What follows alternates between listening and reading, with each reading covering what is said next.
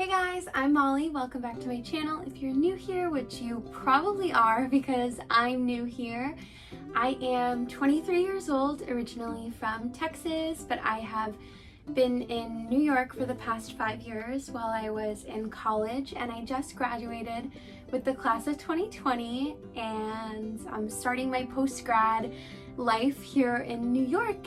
And today's video is going to be a little bit of what I've been loving but staying in edition. So all kinds of fun things that you can do around the house that don't involve like screens and technology, because I feel like, especially right now with, you know, the world the way that it is, it's very easy to feel overwhelmed by social media and technology and TV and documentaries and all of that. And so finding some other outlets where you can do fun activities that don't require you to be on a screen are super important.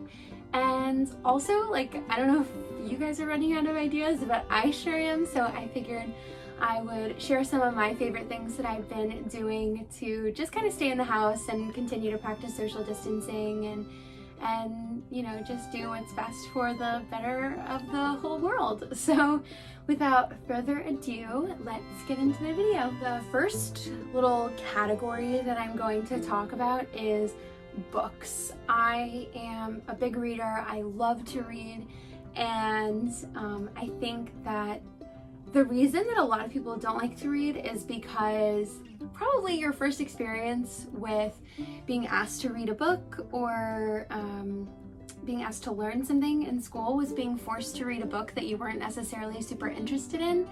So then reading became a chore when actually it should, you know, be something that can be really fun if you like find the right stuff to read for you. So some of my favorite books that I've been reading during the social distancing quarantine part of this year, one was The Last Lecture. This is the story of Carnegie Mellon professor Randy Pausch.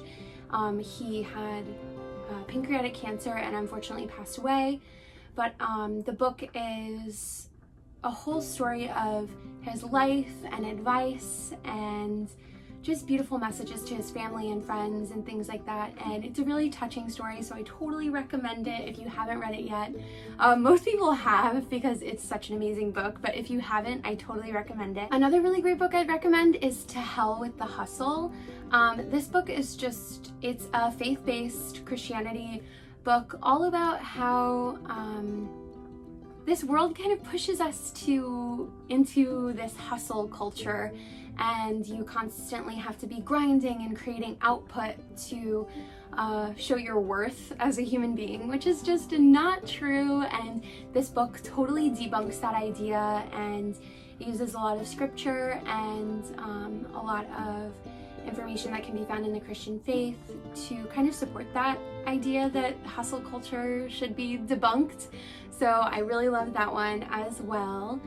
And the last book that I'm gonna recommend is actually a daily devotional. It's called New Morning Mercies by Paul David Tripp. If you know me, you know I've been talking about this devotional literally since the day I got it. It's such an amazing devotional. What I really like about it is that oftentimes I find that devotionals can be a little bit fluffy and gentle, and that's totally like acceptable and fine, and that's what some people need, but other people might need a little bit more of a push, and I'm definitely one of those people that needs that extra nudge and something that kind of like calls me out and holds me a little bit more accountable. And if that's what you're looking for in a devotional, this is it. I read it every single day, and I journal about, you know, my thoughts and reflections on the devotional, and it's been super transformative for me,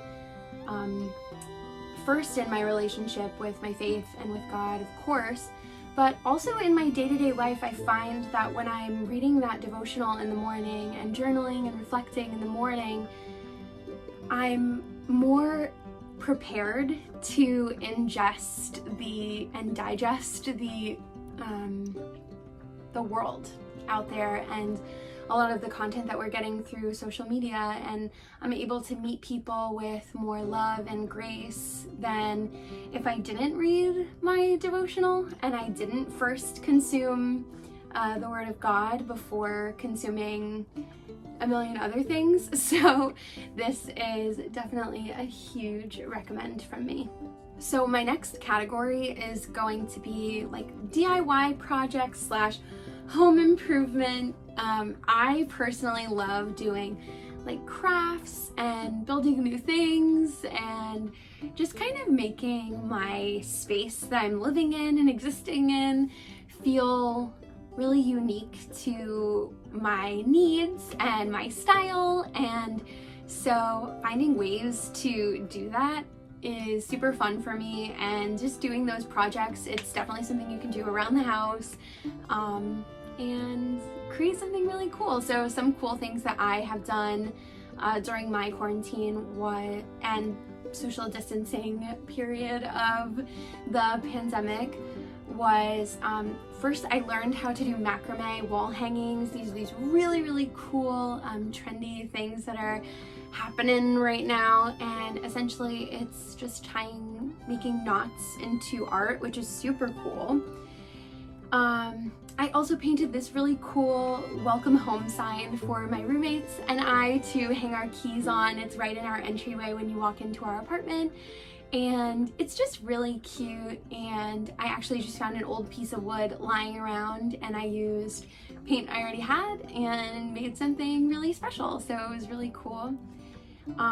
Another fun thing I did is this accent wall that I'm in front of right now. I just decided I wanted a little touch of sage green in this my little office space, and so I did this. And actually originally it was kind of like a spotted striped like Dalmatian print almost, like I don't even know, but I eventually decided to just fill the whole thing in, and I am definitely loving the plain sage green with this little painting right here.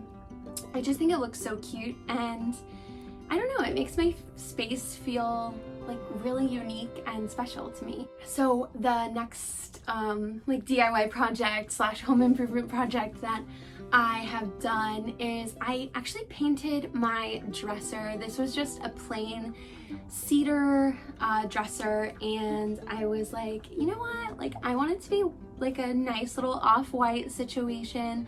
I knew I wanted to give it that antique-y look with like a rustic feel, and definitely have some of those natural wood colors poking through. So it was really fun to learn how to do that and figure out how to do that with this specific piece of furniture, and it ended up looking really good, so I'm loving that.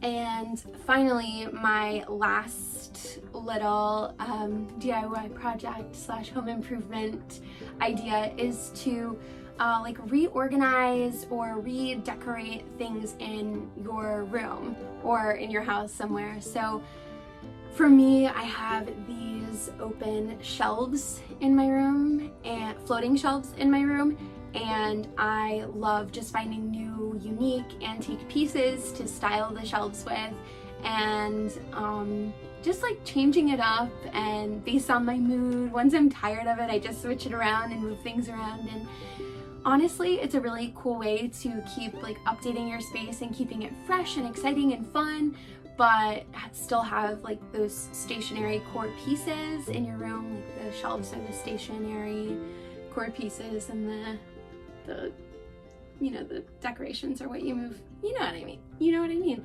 So it's really cool to do that, I think. I just think, again, it just makes the space fresh. And I personally love to thrift and things like that to find all the pieces I put on there.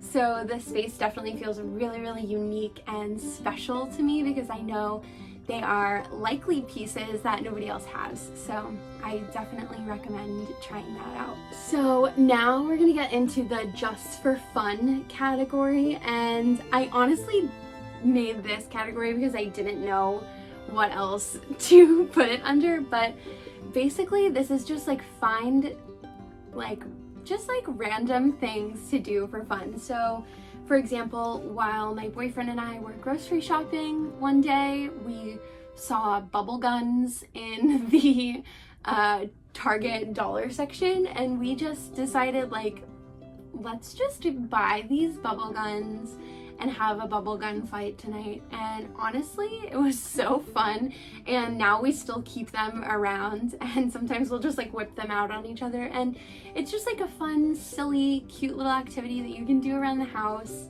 It made us feel like kids again for sure, so I loved that. We've also done like spa nights where we're doing like face masks and like foot masks and things like that, and teaching my boyfriend about skincare has been so fun because, you know, boys, well, I feel like traditionally boys aren't taught those things, so kind of like helping him invest in himself and teaching him all those cool, fun skills that I love is fun, so why not? And also in this category is learn to bake something new or cook something new or come up with a new fun recipe.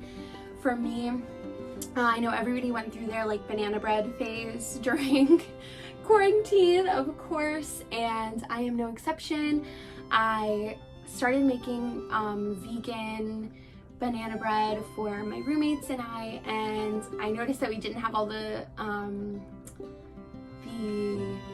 ingredients that were needed to finish off the recipe, so I just kind of winged it and made it my own. And now literally every week my roommates, my boyfriend, all of our friends, they're like, Molly, can you make banana bread? And like now I make them into little muffins so everybody can take them on the go. And to think like it was just because like we didn't have the ingredients that we needed, and it ended up being the best banana bread that we've ever had.